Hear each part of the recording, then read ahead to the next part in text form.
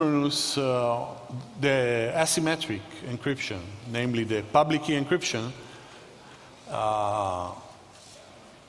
Trojan, and when it collects login and password, encrypts it with this public key crypto system.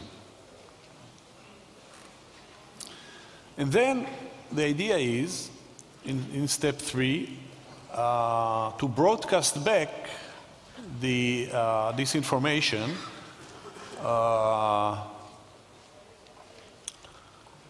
to the internet, or when we worked on it, the idea was that unconditionally copy it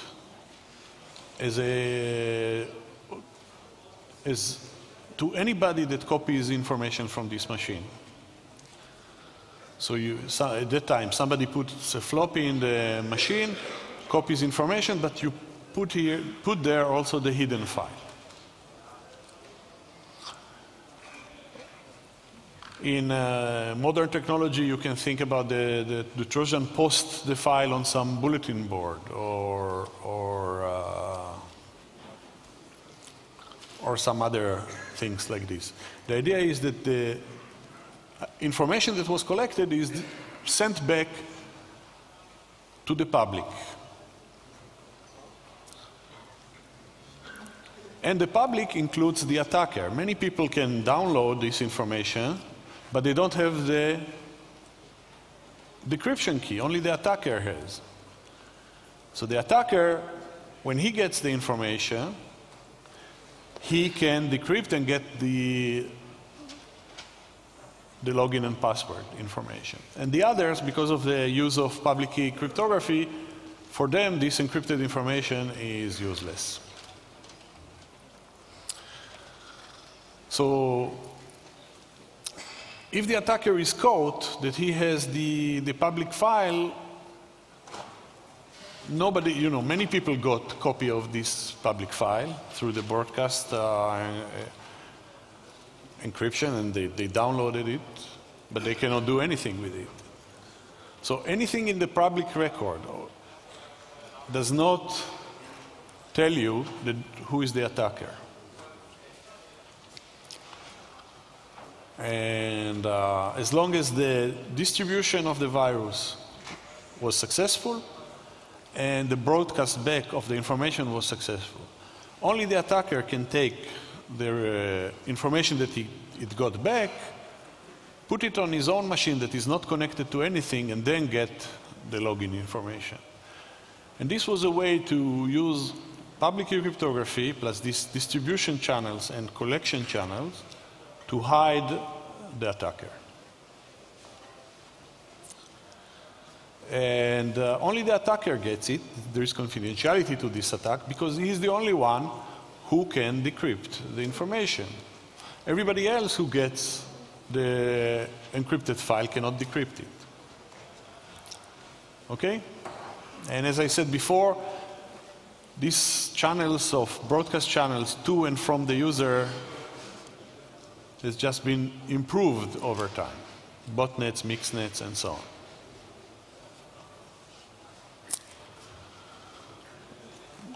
The third threat that I wanted just to mention is this computationally secure information stealing. And the idea is to take a virus that searches for a specific information and then steals it, put it in some storage, or stores it in itself and then moves it back to the attacker.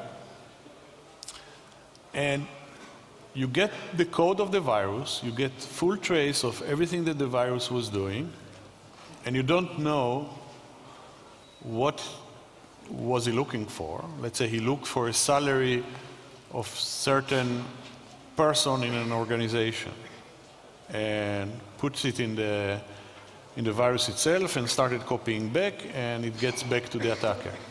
But nobody, just looking at the virus, looking at the trace, is able to see what was done. So again, with the power of cryptography and with the power that you can process the entire salary file, pretend, quote unquote, encrypt everything, but actually encrypt only the right thing without anybody knowing, even if you have full trace of what was done, is possible to do with cryptography, with cryptographic techniques. So there is a way to steal information without anybody in the world but the guy who wrote the virus, the thief, knowing what was stolen. I will not give the details here, they are a little bit more complicated. But it's possible. So I will not cover more attacks of this nature, but I will give a little bit retrospection what this shows. This development shows us. So Thompson, as I said, showed that you cannot clean the system by considering the application layer only, or by considering the virus and the password infected program itself. The scrutiny is, you have to scrutinize the entire system, system component. And in open system, the entire system with the internet can be, and with viruses, the entire system can be outside our control. It's not necessarily the one machine that you have control over it. And then with cryptovirology, this combination of public key technology and viruses, in these open systems, sometimes after the attack, the only way to recover is by considering the attacker itself outside the system. Or you have to take care of the example of the recovery that you need the attacker, or the fact that you don't know what information was stolen and only the attacker can tell you. So ourselves, we can't. And it doesn't matter how much power you are going to put in it, you have to break the crypto in order to do it.